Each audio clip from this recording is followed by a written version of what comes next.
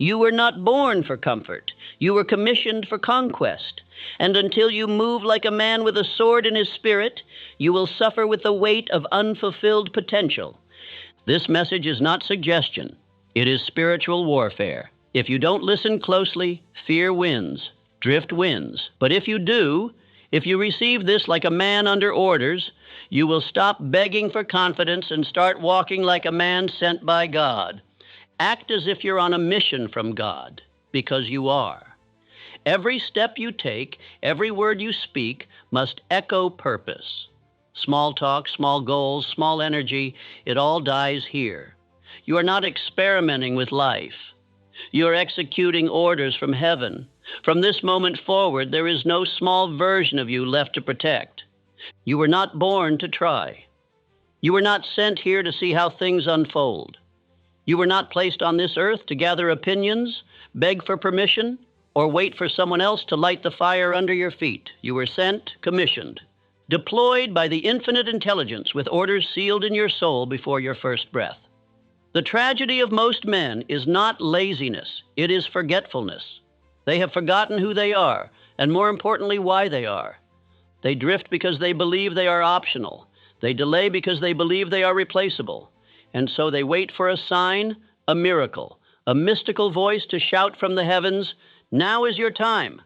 But the man of destiny does not wait for a trumpet. He moves because the mission is already written. Let me tell you this. The call you've been waiting for is not coming. It already came. It came the day you were born. The only reason you're still waiting is because you never answered. Most men walk this earth with their spiritual phone ringing, and they silence it with distractions, excuses, and the comfortable applause of small thinkers.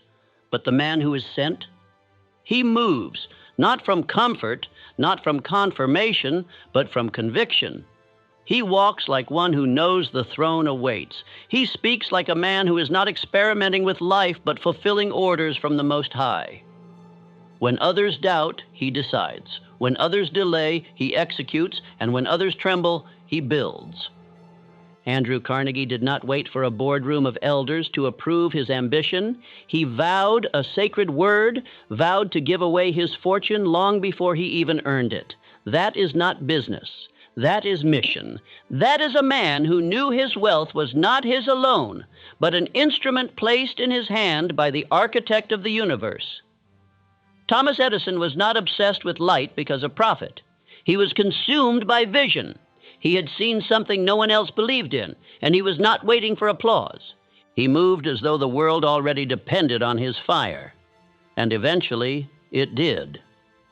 And then there was Theodore Roosevelt, a man born weak, sickly, and frail, but who looked into the mirror and declared, "This body will obey the purpose." He did not wait for strength. He chose it. He did not pray for comfort. He trained for conquest, and the world followed his will. What do all of these men share? Not just intelligence, not just will, not even wealth. They each acted as if they were sent. They did not dabble in their goals, and they did not wonder whether they were qualified. They moved as though a higher authority had handed them the blueprint and said, "Build it." And that authority did. So I ask you now, not politely, but prophetically, have you been moving like a man on assignment or like a man waiting to be asked? The world does not yield to men who wander. It yields to men who walk with a message. You must stop presenting yourself as an idea and begin living as a declaration. This means no more timid speech, no more asking if you're ready, no more treating your potential like a negotiation. Your life is not an audition. It is a deployment. And you were not sent here to see if you could win. You were sent here to declare that victory is non-negotiable. From this day forward, everything changes. Your tone changes, your walk changes, your decisions, your habits, your posture. They must all come under the authority of one truth. You were sent, not suggested. There is no maybe about your greatness. There is only when. There is no hope for impact. There is only command. And until you carry yourself like a man whose footsteps are guided by heaven, the world will continue to treat you like one more leaf in the wind. You do not get to play small anymore. You do not get to whisper when your mission demands thunder. And you do not get to postpone your calling because others don't see it yet. They will see it after you walk it, after you speak it, after you live it, but only if you start now. Repeat these until they become bone and breath. I am not here to blend, I am here to build. My breath is proof that God still has work to do through me. I am the man God chose, and I now choose his mission. I do not need confirmation, I need only to continue. My steps are not random, they are reinforced by heaven. Let these truths not just sit in your notebook, but echo in your mind. You are no longer playing the game of chance. You are executing a divine command. And from this moment forward, there are no more small days, no more weak speech, no more hesitation disguised as wisdom. You were sent. Start walking like it. The kingdom of heaven is not a refuge for the timid. It is a commission ground for the courageous. It does not send out applications to those who wish to try. It promotes only those who dare. The gates of divine purpose do not swing open for cowards. And let us be clear, cowardice is not the absence of muscle. It is the presence of fear in the place where faith should reside. It is when a man bows his head to the voice of what if, instead of rising to the command of go now. There are men today, many, who mistake their hesitation for humility. They believe that standing still, waiting, doubting, postponing is some holy form of meekness. But let me declare a truth that will slice through this false theology. Fear is not humility. It is rebellion dressed in politeness. When heaven has spoken and you do not act, you are not being cautious. You are being disobedient. You are rejecting the throne assigned to you by the infinite intelligence because your knees tremble more than your heart burns. That is not holiness. That is rebellion. God does not give instruction to the fearless. He gives it to the willing. But he promotes only the man who acts. Abraham did not know the destination, yet he walked. David did not size up the giant, he ran. Jesus did not flinch in the garden, he bled, but he obeyed. And Lincoln, oh Lincoln, he did not wait until the North believed in him. He did not wait until his heart was free of turmoil. He acted while his soul was still on fire with internal war, because he knew something that too many men forget. Obedience is not about comfort. It is about command. The man who waits to be fearless will wait forever. He will build empires in his imagination, but never drive the first stake into the ground. He will hold brilliant plans, powerful words, and bold ideas in the secret chamber of someday until the grave swallows them up with all the other men who almost did something. Do not let that be your end. Do not let the cemetery collect your courage with your breath. The battlefield is not once a year, it is daily. And your enemies do not wear armor. They wear soft voices that say, "Be careful." They whisper, "Now's not the time." They disguise themselves in logic, timing, and the appearance of maturity. But make no mistake, they are lies. Because the truth is this: every moment you hesitate, another man builds. Every time you postpone your bold move, your throne gathers dust. And the crown you were meant to wear inches further away, not because God changed his mind, but because you refused to move when he called. In the kingdom, faith is the only currency, and boldness is its proof. You must walk into rooms where you are not applauded and speak as if you've already won. You must make the decision before the approval. You must move your feet while your stomach is still sick. That is how the kingdom advances. Through men who wear courage like their skin, not as decoration, but as identity. You will not be rewarded for what you felt. You will be promoted for what you did in spite of what you felt. The man who walks boldly before he sees results is the man who earns the right to command them. You must show heaven you are ready by the way you move. And I do mean move. Speak up, take the call, sign the paper, burn the bridge. Do not wait for the fear to leave. Outrun it. And if you wonder whether this applies to you, then let me speak to you directly. Yes, it does. If you are alive, you are enlisted. You may have tried to run from the draft, but your orders are still active. And the longer you hide in hesitation, the more painful it will be when purpose finally knocks. Say aloud. Speak it until it becomes louder than the voice of fear. I am the man who moves before comfort. I do not ask fear for permission. I override it with obedience. My crown is not earned by waiting. It is placed through warfare. God does not need my safety. He needs my surrender. I wear boldness like armor. I walk into fire because heaven commands it. Let these truths be your armor. Let them be your shield.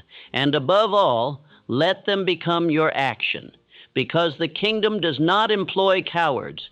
It sends orders only to those willing to move through fear, not wait for its absence. And now that you know, there are only two choices: move or disobey.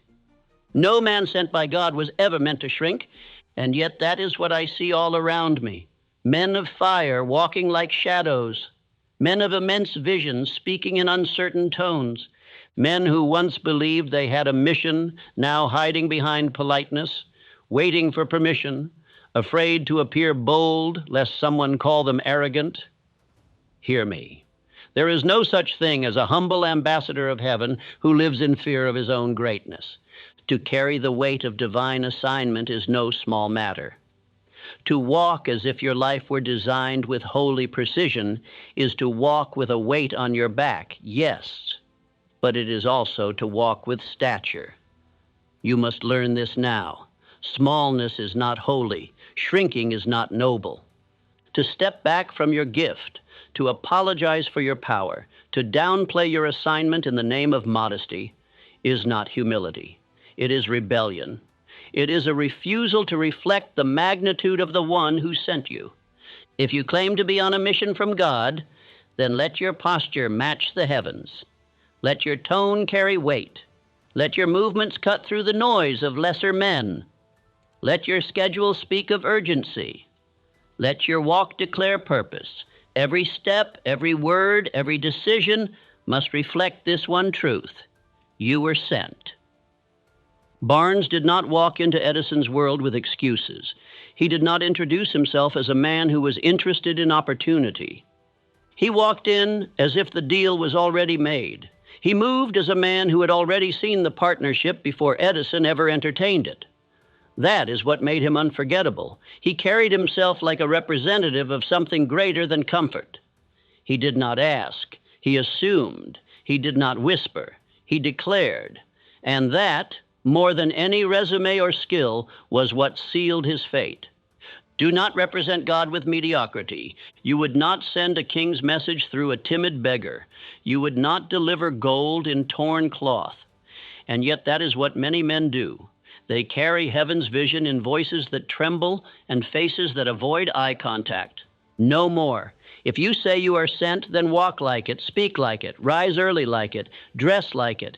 Enter rooms with that silent, unshakable confidence that says, "This is not about me. This is about the one who sent me." You may say, "But I'm not ready. I don't feel worthy. I haven't proven anything yet." And I say to you, read your history. No great man ever felt ready. No man chosen by heaven waited until applause came before he moved. They acted first. They built while others doubted. They carried the identity of greatness long before the fruit appeared. You will not grow into your calling by playing small. You grow into it by acting from it. You will not become worthy by apologizing for your gifts. You become worthy by using them in the service of something higher. Speak with certainty, not volume, certainty, not arrogance, alignment. Let your tone tell the world, I am not here by accident. I was sent. Wake up early, not because it is trendy, but because assignment does not wait. Dress with honor, not because of vanity, but because you respect the vessel chosen to carry the mission. Keep your home in order, not to impress guests, but because a man who carries divine instruction should not be surrounded by chaos. Write your plans with ink, not maybe. Decide with clarity, not apology. Hold your head high, not out of ego, but out of obedience. Stop blending in. Stop dimming down. Stop asking your doubt if it's okay to believe. You cannot serve two masters. You cannot say you're on a mission from heaven while acting like a man waiting for earth's permission. Say aloud, and do not whisper this: I am the type of man who reflects the magnitude of my mission. I do not shrink to make others comfortable. I speak with the weight of one who was sent. My routine is proof of my reverence. I am heaven's ambassador. I do not play small. Write these lines. Speak them daily. Etch them onto the walls of your mind. Because the longer you act beneath your calling, the more damage you do, not only to yourself, but to the ones who were waiting for your courage to wake them up. The people you were sent to serve do not need your politeness. They need your presence. They need to see a man who has stepped into divine authority and walks like it, speaks like it, lives like it. So let the world adjust to your greatness, not the other way around. You were sent, and it is time you moved like it. Before the world opens its eyes, the man on divine mission has already begun his work. You must understand this law. Every man sent from heaven must learn to rise before the noise of earth. No general waits for the battlefield to tell him when to wake. No commander steps into battle at noon with slumber in his eyes. The man on a sacred assignment begins at dawn. And he does not begin with coffee or conversation, he begins with command. The morning is not simply a block of time. It is the gate to your throne, the portal to your plan. It is the altar upon which you either place your sacrifice or your excuse. And if you do not claim it, the world will. If you do not speak your orders to the day, the world will send you into drift. You will obey everyone but yourself. You will become a man ruled by notifications, interruptions, appetites, and not by direction, intention, or conviction. You were not born to live reactive. You were sent to live ready. The men who built empires all understood this truth. Elbert Hubbard began his day in disciplined solitude, where he wrote, recited, and refined. His morning was sacred. It was not where he prepared for work. It was where he aligned with destiny. Henry Ford would rise early and pace, not with anxiety, but with imagination. He saw machines before they were metal. He saw flow before a single wheel turned. Why? Because morning is where vision speaks loudest and noise speaks least. Your assignment demands this of you: build your war room routine, not just something you do, something you obey. You are not waking up to see how the day goes. You are waking to declare how it shall go. You are not hoping for energy, you are commanding it. You are not scrolling through opinions, you are forging instruction. The first hour is the king's hour, and it must be protected like territory. You begin not with input, but output. You rise and you write. Your definite chief aim, your identity statements, your commands. You do not wait for inspiration, you install it. You do not ask for motivation, you declare your identity aloud. Like a general reading orders before a campaign, you must say aloud the man you are and the mission you serve. Do not rush, do not drift, do not stumble into your greatness half-dressed in indecision. Light a candle if you must, or sit in silence. But let the silence serve as your reminder. The world is not yet awake, but you are already advancing. The man with purpose is ahead, not because he is faster, but because he is clearer. And clarity is earned in silence, in repetition, in writing, in stillness. Take a journal and write your chief aim every day, the same words, with increasing conviction. Not because you forget, but because your subconscious forgets. Repetition is not redundancy, it is reprogramming. Then write the man you are, not the man you feel like, the man you decide to be. Say, I am the type of man who commands his day. I do not wait, I declare. I rise with assignment in my mouth and purpose in my posture. My soul is not sleepy. My soul is summoned. This morning belongs to me, and I belong to heaven.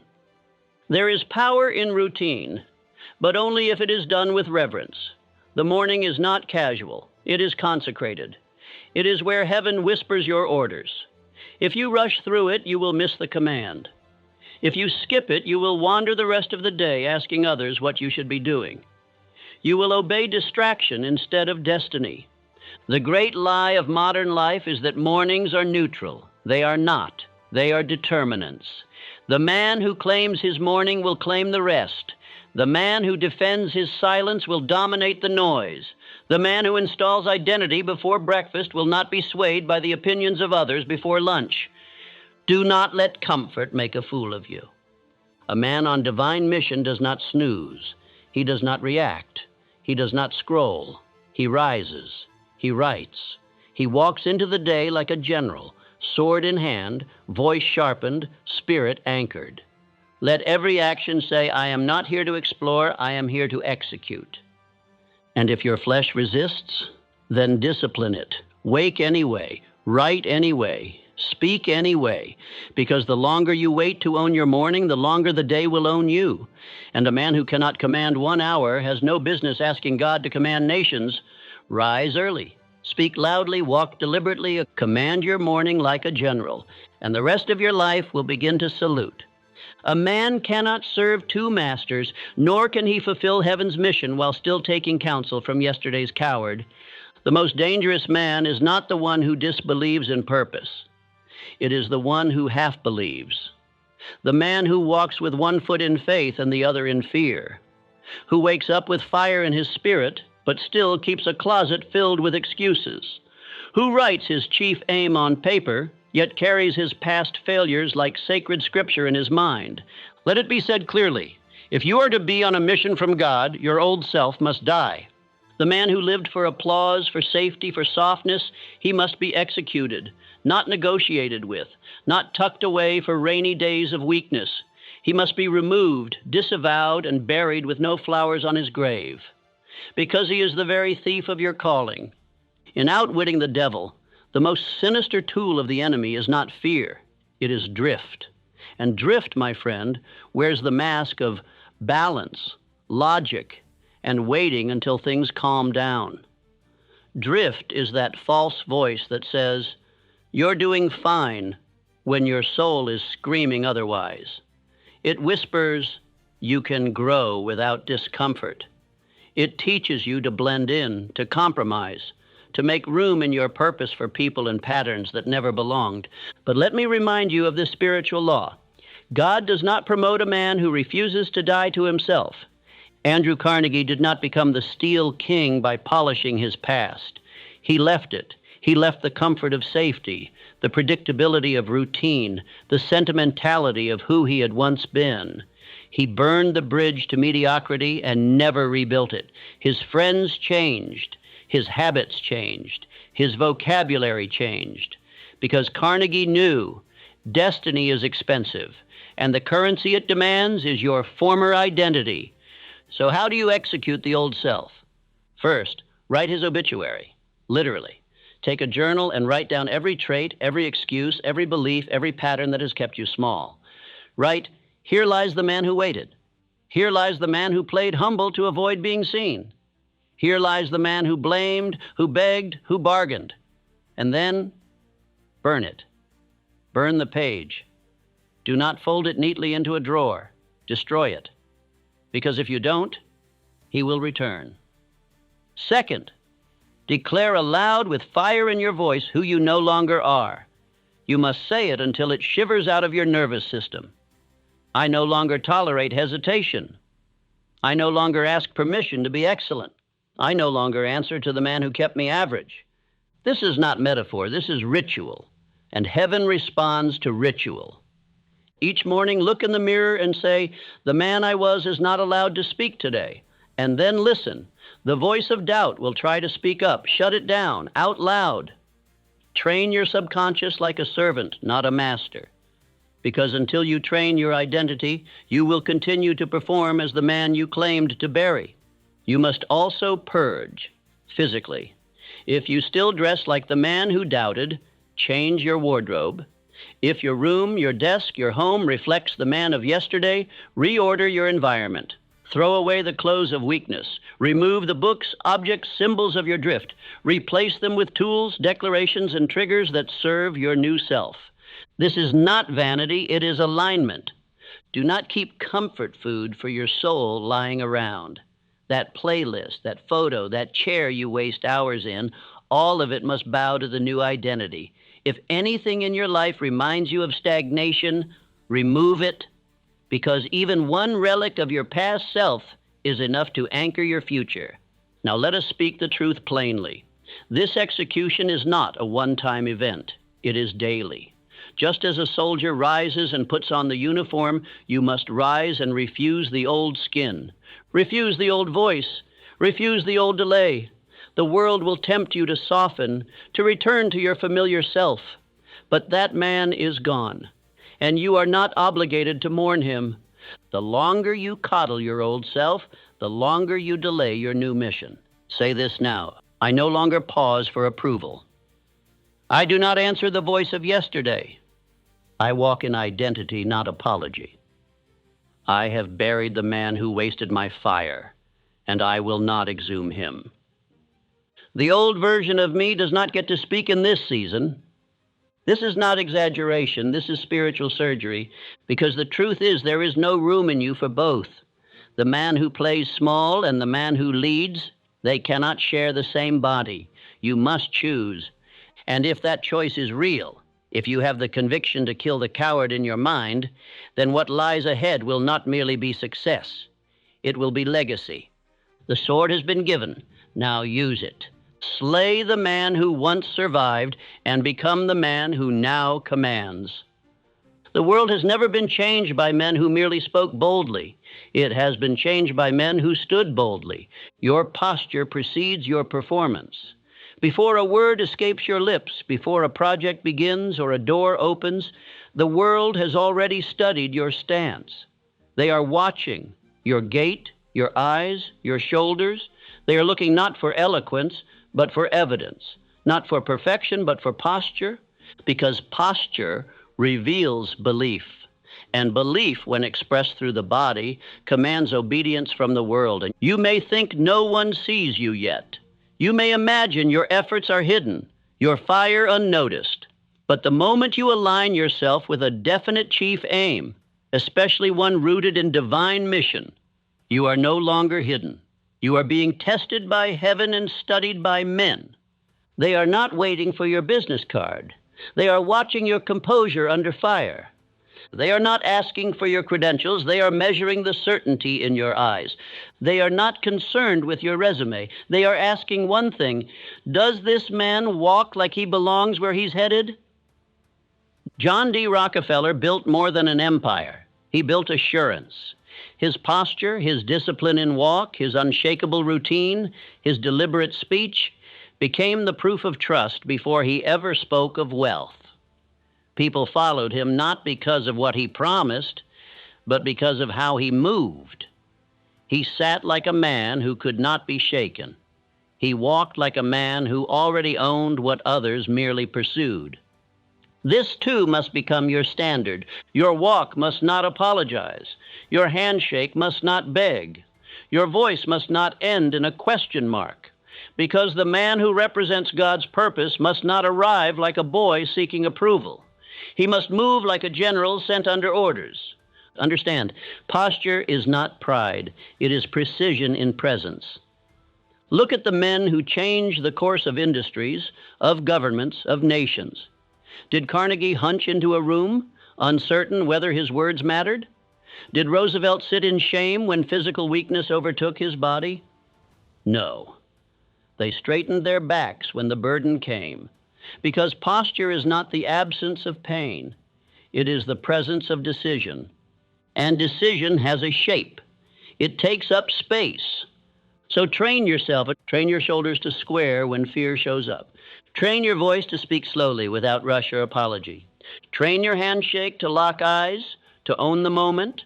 Train your presence to walk one step ahead of doubt, not behind it. Even when alone, especially when alone, your movements must match your mission. You do not slouch in solitude. You do not mutter in the dark. You walk your hallways with royalty, because a man on a mission from God knows, I am being watched by the invisible. The world may not applaud at first, but it will obey conviction. It always does. Now hear this. The man who slouches through life, even if he claims to believe, has already surrendered his influence, because his body has told the truth. I do not fully believe I am who I say I am. But the man who stands, who walks, who eats, writes, and even breathes with purpose, this man creates a gravitational pull. Others orbit around him not because he yells, but because he radiates order. You are not called to blend in with drift. You are called to stand so tall that confusion must part around you. So create new habits. When you rise in the morning, do not reach for distraction. Stand, feet grounded, shoulders drawn back, and say aloud, "Today I am watched by the unseen. I walk like I have already won." Before you enter a room, breathe slowly, adjust your posture, walk with quiet command, speak last if needed.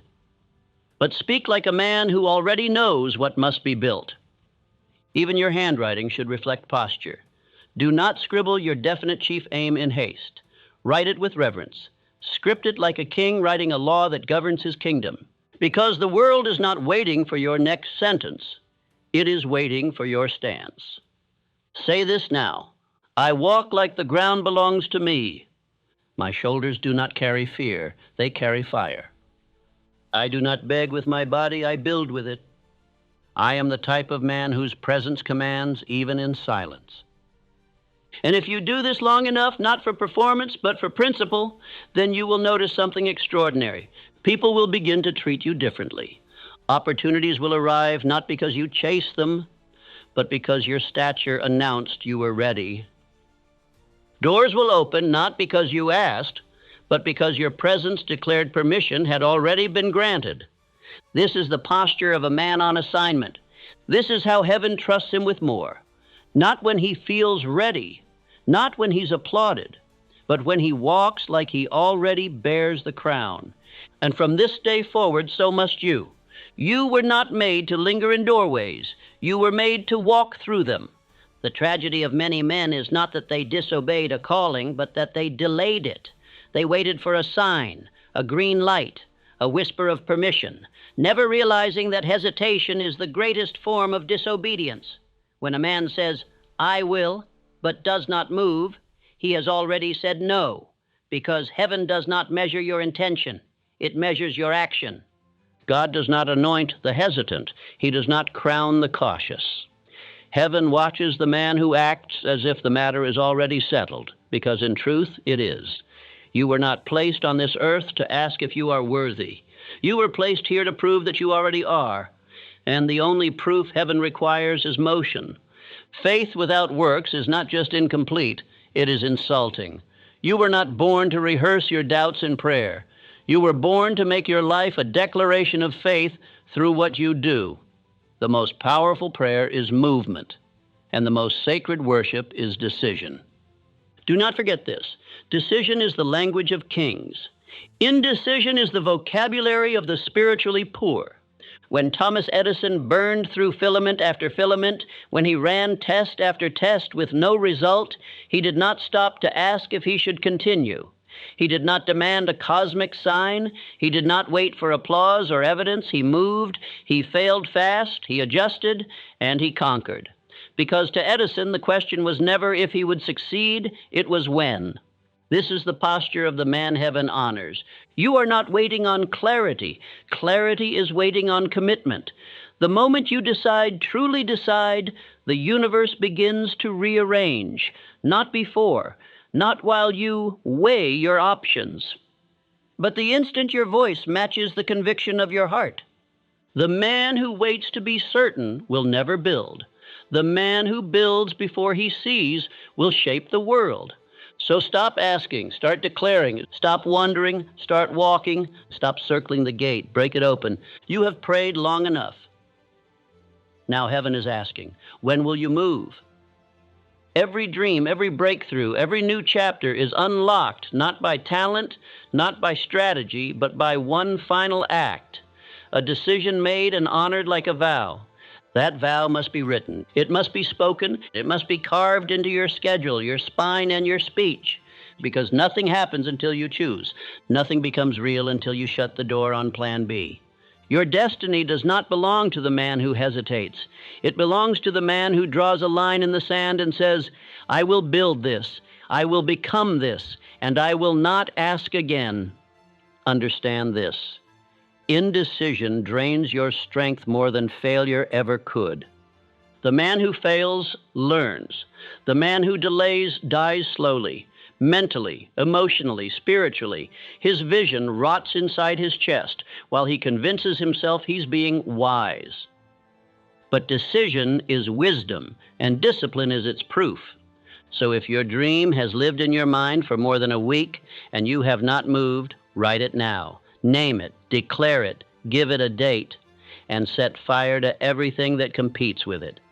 How do you break free from indecision? 3 sacred practices. First, repetition. Say your definite chief aim every morning and every night with clarity and force. Let it train your subconscious to treat your future as now. Second, declaration. Tell people what you are building. Speak it aloud to men you respect. The tongue is a sword, and once drawn it must cut. Do not let your dream remain a secret. Secrets are buried. Declarations are built. Third, deadlines. A man without a date is a man without direction. Time is not your enemy. Drift is. So give your dream a due date and give your habits a countdown. And if you do these 3 things with full belief, without wavering, something holy happens. Heaven begins to back your steps. Favor follows function. Doors you never knocked on begin to open. People you never called begin to find you, because you no longer look like a man who is waiting. You look like a man on assignment. Say this with me now. I do not ask, I act. I no longer audition for my destiny, I walk in it. My decision is made. My habits prove it. My actions declare it. And if you say this with fire, not just once, but every day, then even your enemies will begin to move out of your way, because nothing frightens confusion more than a man who has decided. That is the man heaven honors. And that is who you must now become. A man cannot fulfill a divine mission alone. Even Christ surrounded himself with 12. Even Lincoln consulted men of fire and steel. The idea that you are meant to march alone is not strength, it is deception. It is the lie whispered by the enemy to keep you isolated, fragile, and easily broken. The truth is this: the greatness you seek does not come merely from what you know, but from who you walk beside. The mastermind is not a concept, it is a covenant, a bond of minds, forged by shared purpose, driven by spiritual fire, and disciplined by honor. And until you form such a covenant, you will continue to carry your calling as a burden, not as a blessing. Look closely at every man who has done anything worth remembering. Andrew Carnegie may have been the titan of steel, but it was Charles Schwab who sharpened his methods and amplified his presence. Schwab was not a follower. He was an extension of Carnegie's resolve. They were not business partners alone. They were bound by a higher aim, a shared obsession with expansion. Likewise, Henry Ford did not rise in a vacuum. His circle was tight, structured, and loyal. His advisors were not yes men. They were future men, men who could see 10 years ahead and speak as if it was already done. Manuel Quezon, the first president of the Philippine Commonwealth, built not just a government, but a movement, by selecting men whose spirits were fused with national destiny. They didn't just agree, they aligned. This is the essence of the mastermind. The mastermind is not a meeting. It is not a book club. It is a spiritual army assembled for conquest. It is not about networking. It is about covenant. The man on mission must choose his circle with the same precision a general chooses his lieutenants, because every mind you invite into your plans is either planting faith or planting fracture. Some men do not look dangerous, but their opinions are poison. They make fear sound like caution. They speak doubt like wisdom. They applaud smallness. They delay vision with politeness. You cannot afford such men in your ear. Not now, not ever. This is why you must build your mastermind as if your life depends on it, because it does. You need men around you who are not impressed with your words but obsessed with your results. Men who do not flatter but fuel. Who speak strategy, not sympathy. who remind you of your definite chief aim when you start speaking like a stranger to your purpose. One man of clarity beside you is worth more than 1,000 followers who merely support you with silence. And if you are married, this command becomes even more sacred. Your wife is not an ornament. She is your highest mastermind, your most powerful spiritual ally, or your most dangerous distraction. If you are not walking toward God together, you are drifting apart, even if you share a roof. Do not mistake proximity for alignment. Revive the vision together. Schedule it. Pray together with the intensity of two soldiers planning battle. Speak your definite chief. Aim aloud to one another. Make decisions from the same spiritual page. And if she once aligned and now seems distant, do not blame her. Lead her.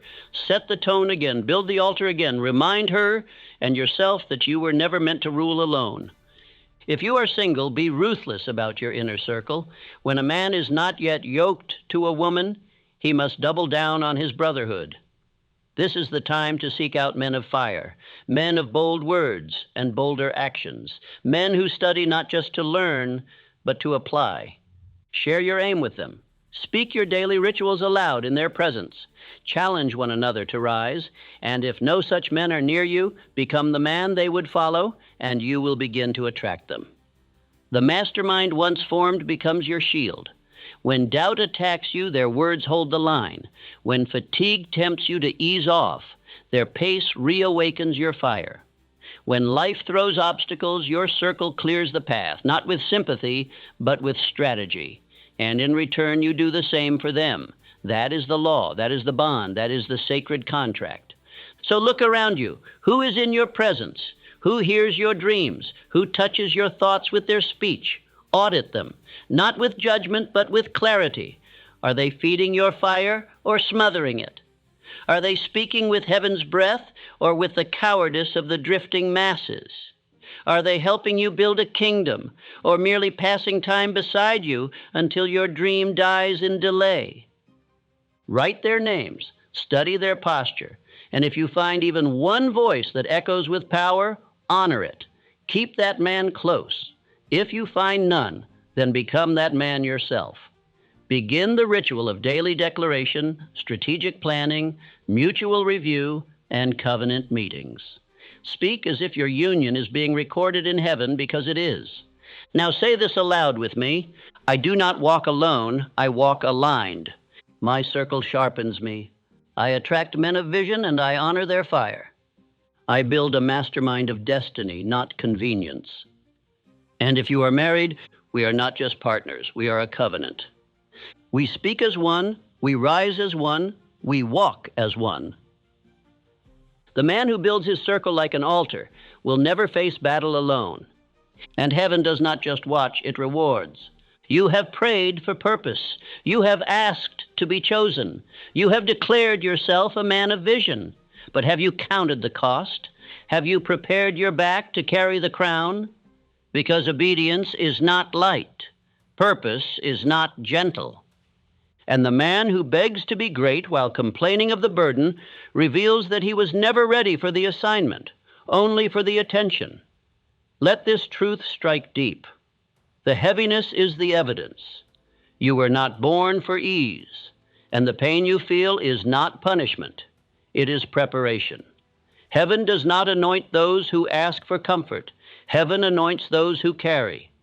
Look at Theodore Roosevelt, born frail and asthmatic, with a chest that wheezed and lungs that threatened to stop his breath. And yet he rose, not merely to survive, but to conquer, to become the very embodiment of vigor, force, and ferocity. Why? Because he understood that obedience to a divine mission means you do not ask for lighter burdens. You build a stronger back. Every cold morning in the gymnasium, every trembling breath in the saddle, every page he devoured with fire in his eyes was not for health alone. It was obedience. His mission demanded strength, so he built it. And Abraham Lincoln, do not speak of pain unless you've walked through his night. The man lost child after child, battled the collapse of a union, carried the agony of a divided people on his shoulders, and still walked forward.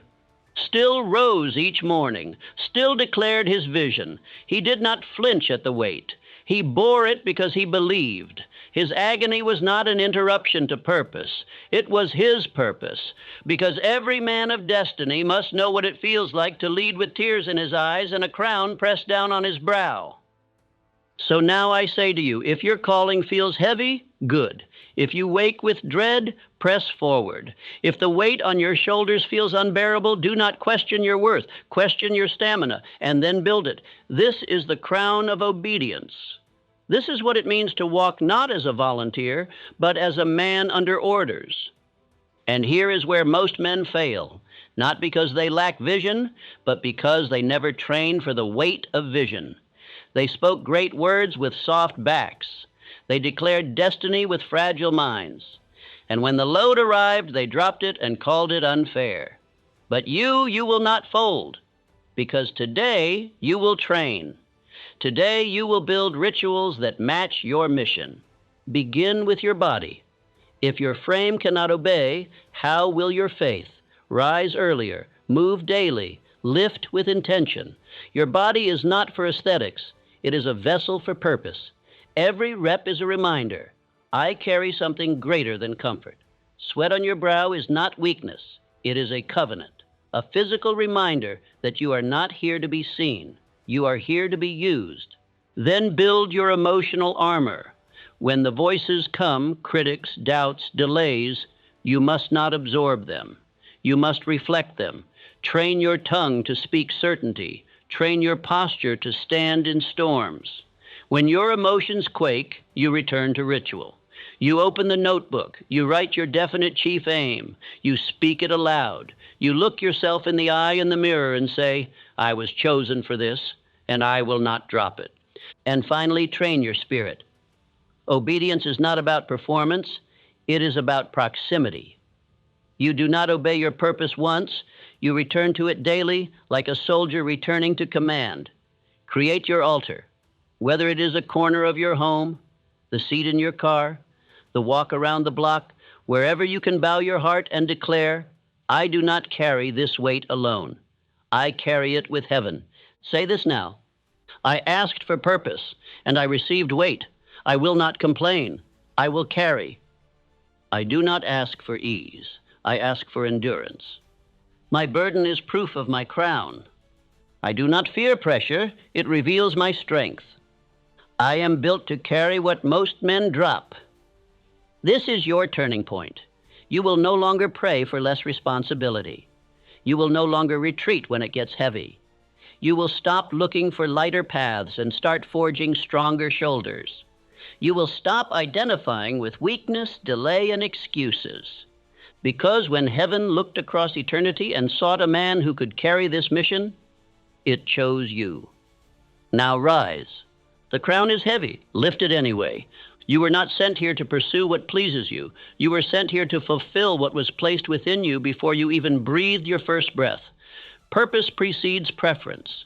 It does not ask for your mood. It does not request your comfort. It commands your obedience.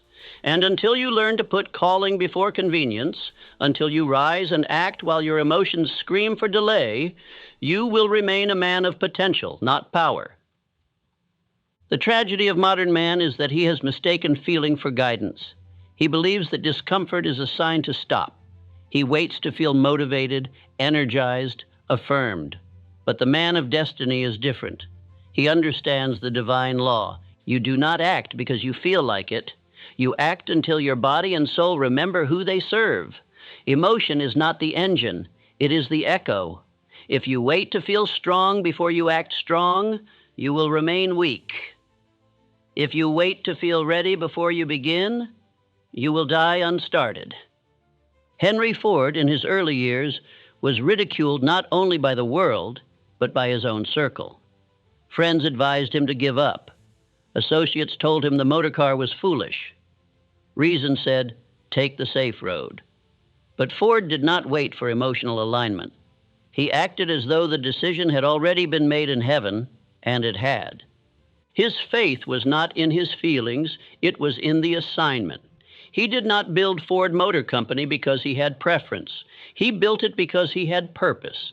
And purpose, divine, sacred purpose, requires a man to obey through emotional fog, through fear, through fatigue, through frustration. That is the test. That is the path. Let me speak clearly. If you keep following your feelings, they will lead you in circles. One day of motivation, one day of doubt, one moment of fire, 1 week of fog, and you will call this being human. But the man of purpose knows that greatness is not built on the days he feels strong. It is built on the days he acts strong anyway. So I give you this ritual. Take a page. At the top, write your definite chief aim, the sacred statement of what you are building with your life. Write it in bold. Speak it aloud. Then, underneath it, write every feeling that has threatened to stop you this week. I feel tired.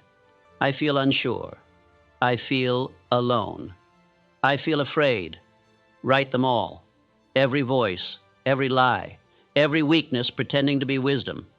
Then draw a line under them and write the words, I choose purpose anyway. And then act. Not tomorrow, not later, now. This is spiritual warfare. The battlefield is between your preferences and your purpose, and only one of them will rule. One of them will get your time, your energy, your obedience, and whichever one wins daily becomes your life. You say you want to walk in divine favor. Then you must stop living according to emotional weather.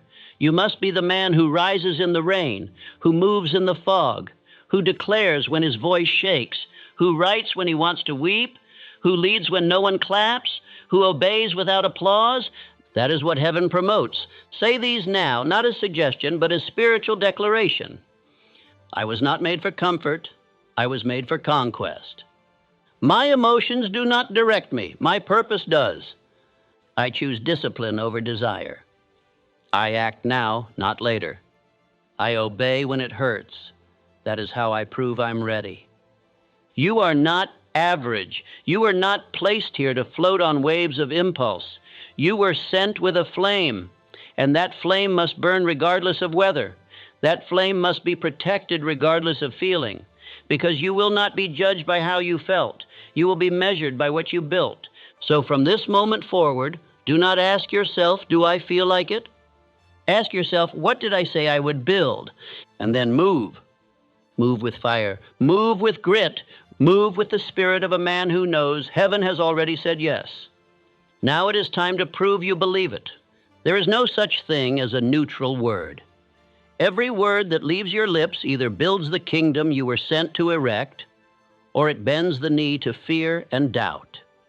And yet, how many men speak as if their voices have no consequence? How many utter complaints without realizing they are cursing their own soil? How many confess confusion, powerlessness, weariness, and then wonder why life continues to match that echo? You are a man on assignment. You are not adrift. You are not aimless. You are a soldier with spiritual orders, and soldiers do not speak loosely. They speak with direction. They speak only what reinforces the mission. You cannot afford to open your mouth and betray your destiny. The tongue is not a toy. It is a torch. And if you wave it carelessly, you will either light the path forward or burn down the house you were called to build. The principle of autosuggestion, though widely ignored, is a divine tool placed in your hand. It is the sacred act of speaking your identity, your aim, and your authority until your subconscious submits. You do not speak merely to feel better. You speak to instruct your being, your brain, and the very fabric of your environment. You speak to command alignment. You speak because silence is the soil where doubt multiplies. Thomas Edison, in the thick of his thousands of failed experiments, never declared defeat. His vocabulary was not one of error, it was one of outcome. When asked why he kept going despite so many failures, he said, "I have not failed. I've just found 10,000 ways that won't work." This was not cleverness. It was command. He had trained his tongue to build, not to break. He had sanctified his speech until every word he spoke reflected the outcome, not the obstacle. I say this without hesitation. If you are careless with your words, you will never be trusted with power, because words are the first measure of dominion. God spoke, and the world was. You must do the same, not because you are divine, but because you were made in the image of the one who commands creation. You will never walk in greatness until your language reflects it. So here is your discipline. Begin each morning not with thought, but with declaration. Before you check a device, before you consume the world, you must first remind it who you are. Stand up, shoulders back, voice steady. Look yourself in the mirror and speak your assignment. Say it until you believe it. Say it until your heart stops resisting it. Say it until the world bows to it. Write 3 statements you will say daily, every morning and every night. One about who you are, one about what you are building, one about what you refuse to tolerate, and make no exceptions, even in exhaustion, even in heartbreak, even in defeat, especially then. Because words are not just tools of power, they are tools of return. When your mind drifts, your declarations bring you back. When fear shouts, your speech silences it. When doubt seduces you with comfort, your mouth must answer with purpose. You cannot afford to speak like a common man if you are to live as one sent by God. From this day forward, let no complaint pass your lips unchecked. Let no sarcasm or self-humiliation remain hidden in your speech. Let no story be told unless it affirms the man you are becoming. You are a man on assignment. Your tongue is part of your weaponry. Keep it sharp. Keep it holy. Now repeat these not for motivation, but as law. I do not speak defeat, even when I feel it. My voice commands the direction of my day. Every word I speak is a seed of my future. I carry kingdom weight in my language. I speak as the man who has already arrived. Speak like a man who knows that every syllable is either sowing a garden or digging a grave. Speak like a man who was sent, not to participate in noise, but to declare new reality. And let the world be shaped by the force of your mouth, because heaven is waiting on a voice that matches the vision. Speak now. Speak with fire. Speak and build. There comes a time in every man's life when he must cease looking toward the future as if it were something distant and mysterious, and instead begin to summon it with the authority of one who has already received it. This is that time, and not tomorrow, not next week. Now the future you seek will never arrive by chance, nor will it appear by idle observation. It must be called forth, walked in, and worn like a mantle. The world does not respond to the man who waits for his reward. It obeys the one who moves as if he already carries it. This principle, though invisible, is immutable. You must act as if it is already done. You must rise from your bed with the cadence of certainty in your step. You must speak as though your voice holds the weight of what you have already built. You must dress your posture in reverence and readiness, not for performance, but for purpose. You are not waiting for validation. You are fulfilling an assignment, and that requires you to begin now, not as a man becoming, but as a man who has become.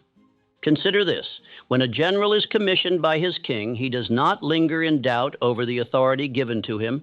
He does not question whether he should take the battlefield. He does not pace the ground, waiting to feel ready. He mounts his horse, draws his sword, and rides because he was sent. And a man who is sent does not hesitate. In the same way, you must carry yourself not as a beggar of permission, but as a carrier of a divine command. Too many men delay their greatness because they are waiting to feel ready.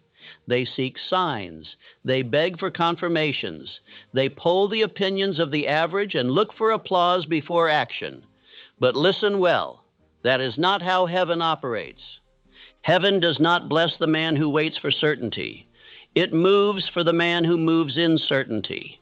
This is why the most powerful phrase you can embed into your spirit is this: it is already done. This is not a metaphor. It is not wishful thinking. It is the spiritual command posture of men like Ford, who saw factories running in his mind before the first machine was ever constructed.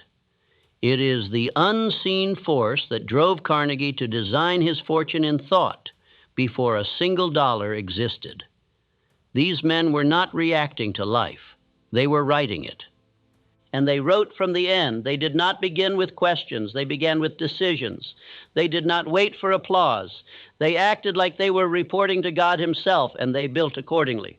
So I challenge you now to live for 1 week, not from your present condition, but from your completed vision. Do not speak as the man who is trying. Speak as the man who has done. Do not move like the man who is wondering. Move like the man who knows.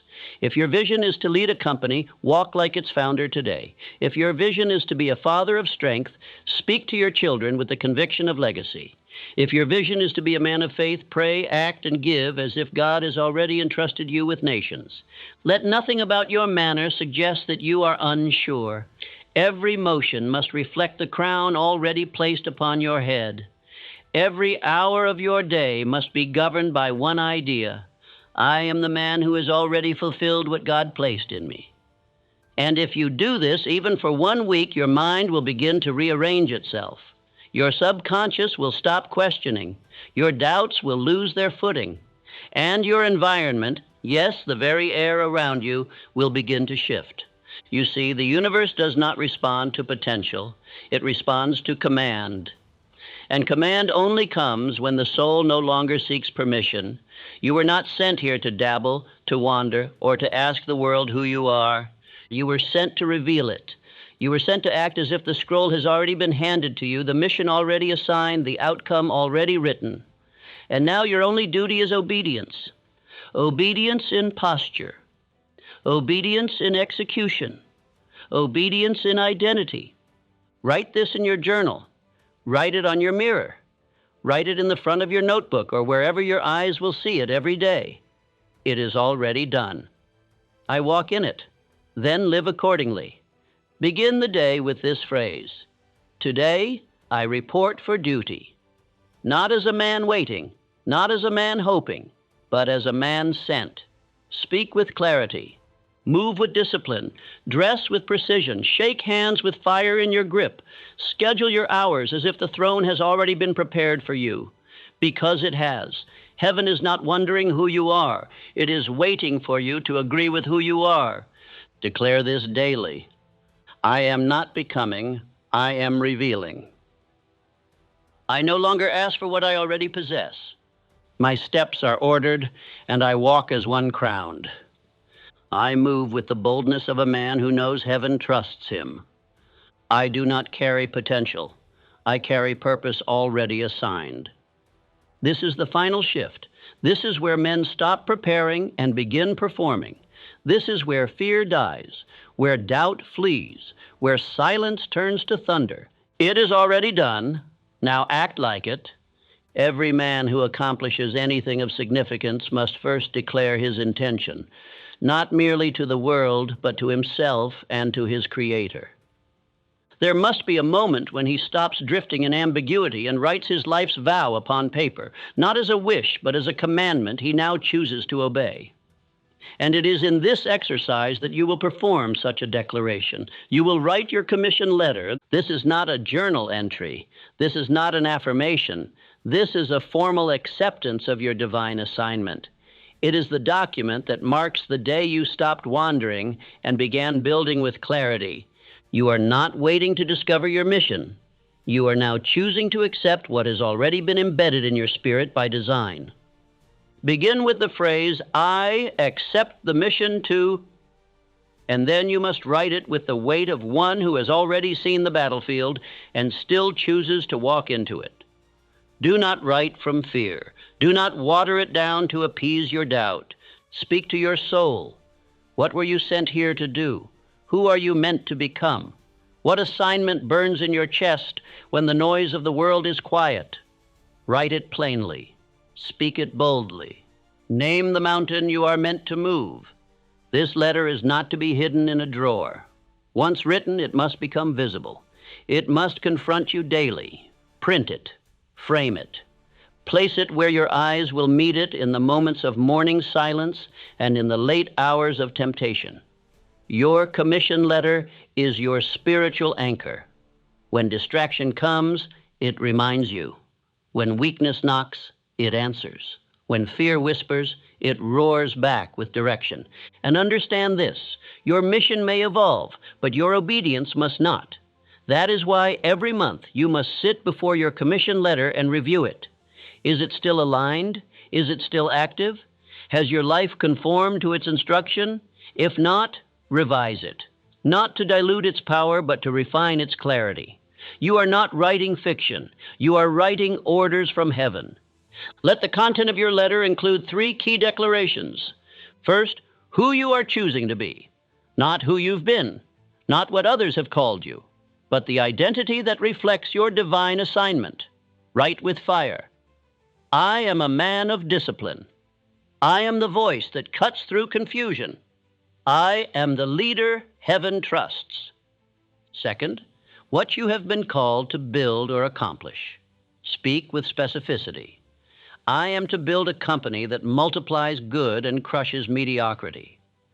I am to raise sons and daughters who never forget who they are. I am to use my voice to awaken the dormant leaders in men. Third, how you will obey daily. This is the part where dreams become habits. Write exactly how your actions will now align with the assignment. I rise before dawn. I recite my definite chief aim aloud every morning and night. I eliminate excuses by confronting them at the door. I surround myself only with those who ignite my mission. Once your letter is written, you must do one more thing. Recite it aloud, not once, but every single day. A man's words must not only be read, they must be heard in his own voice, echoing back into his subconscious until the mind begins to move without questioning. You are not simply reading a page. You are installing instruction into your spirit. Do not mumble it. Do not rush it. Speak it like a soldier repeating his oath. Speak it like your life depends on it, because it does. If you are surrounded by others, spouse, children, brothers of the mastermind, invite them to witness this declaration. Let your household hear the shift. Let the air in your home carry the new authority in your voice. If alone, say it in the mirror, eye to eye. Speak to the reflection until you see the man rise up from behind your eyes. And if there is ever a day you feel weak, confused, or small, return to this letter. Let it cut through the fog like the edge of a sword. Let it remind you that you are not a man wandering through life, hoping to stumble into purpose. You are a man commissioned by the highest authority, and this letter is the proof that you said yes. Now pick up your pen and write the orders heaven has already placed inside you. There comes a time in a man's journey when the planning must end and the proving must begin. No more theory, no more waiting for the right moment. If you are to act as if you are on a mission from God, then you must now live like it, not for a lifetime, not for a month, but for the next 7 days. This exercise is not merely a suggestion, it is a test, a proving ground, a sacred invitation to walk in such alignment with your assignment that doubt cannot follow you. For the next 7 days, you are to live as though heaven is watching, and not only watching, but measuring. Every word, every decision, every hesitation or act of boldness is part of your spiritual report. You will rise early, not because you feel like it, but because men on divine orders do not negotiate with sleep. You will begin each morning by standing upright, shoulders back, and declaring aloud who you are and what you are building. This declaration is not for motivation, it is programming. Speak your definite chief aim aloud with conviction. Write it down as though you are etching it into the stone tablets of your destiny. You will act each day as a man already crowned. There is no room for drift. If it must be done, do it. If fear whispers, walk faster. If comfort seduces, turn your face with fire. You are not to seek permission. You are to move as if you already possess the authority. No delay, no debate. You are to perform your work, speak your vision, and carry yourself like a general executing sacred orders. Throughout each of the 7 days, track 4 things with discipline: your energy, your speech, your obedience, and your posture. Is your energy sharp, or is it scattered? Are you choosing words that build your mission or ones that betray it? Did you obey your inner command, or did you talk yourself out of action again? And finally, did your posture reflect a man who has already accepted the crown, or one who is still waiting for applause? This journal is not for performance. It is for precision. You are measuring the gap between the man you were and the man you were meant to be. And here is the truth few will tell you. After these 7 days, if you obey this ritual with full intent, you will no longer want to go back. Something will awaken in you. Your old excuses will feel foreign. The laziness that once felt acceptable will now feel dishonorable. You will begin to taste the substance of what it means to walk in alignment, and that taste will spoil all forms of drifting thereafter. Most men never make it past day 3, not because the practice is hard, but because it is honest. It reveals who you are without excuse, and it demands you never settle for less again. At the end of the 7th day, sit down in silence and ask yourself this: who was I before this? And who am I now? Write your answer with full presence. You may find that you do not need another book or speech or breakthrough. You only needed a stretch of days where you refused to live like you were optional. This 7-day exercise is more than a trial. It is a bridge from who you were to who you must now live as. If you complete it, you will not only feel the shift, you will become the shift. So rise, declare, write, and walk. Not tomorrow, not later, but now, as if your future depends on it, because it does. There are no ordinary men, only men who have forgotten the fire they were born with, only men who have allowed the world to convince them that they are random, replaceable, unnecessary. But let me remind you of a truth far older than your doubts. Every man who breathes was sent here with sacred instruction. You were not placed on earth to blend in. You were commissioned to build, to lead, to burn through darkness like a sword carried by heaven itself. You do not need a permission slip from society to walk boldly. You do not require applause from your peers to begin. You are not awaiting approval. You were already approved by the very breath of God the day you were born. And if you are still alive, still listening, still hungry, then your assignment is not finished. That means your fire must not flicker, your stance must not sway, and your voice must not tremble. The time for playing small has passed. The era of polite hesitation must end. There is no man on earth more dangerous than one who knows he was sent, because such a man no longer begs, he builds. He no longer hides, he commands. He no longer questions whether he's enough. He declares, if God sent me, then I am enough. You were made to terrify excuses. You were built to dismantle drift. Every act of obedience you take is not only a victory for your destiny, but a threat to the powers of delay, doubt, and fear. Do you understand? When you rise, you raise the standard. When you walk in alignment, you disrupt the spiritual laziness of generations. When you carry your crown, others remember theirs. That is the weight of your life, and the reason you cannot afford to wait one more moment to accept it fully. So stop asking to feel ready. You were born ready. The war has already begun, and your soul has already enlisted. You don't need more signs. You are the sign. You don't need another breakthrough.